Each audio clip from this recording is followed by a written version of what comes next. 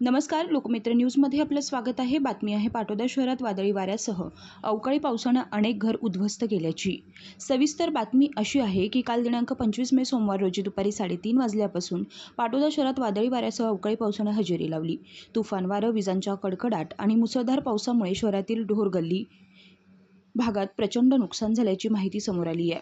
विशेषतः ढोरगल्ली येथे शांताबाई कोडिबा नारायणकर, शोभा शिवाजी नारायणकर, दिनेश नाना नारायणकर, महादेव गायकवाड, कमलाकर कोंडिबा नारायणकर यांच्या घरावरचे संपूर्ण पत्रेच उडून गेल्यानं तेथील घरे उघड्यावर पडल्यानं परिसरात घबराटीचं वातावरण निर्माण झालं होतं.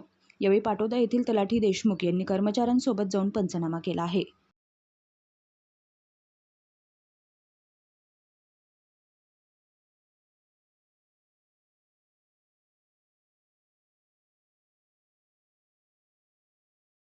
मागूनच दूध आलं.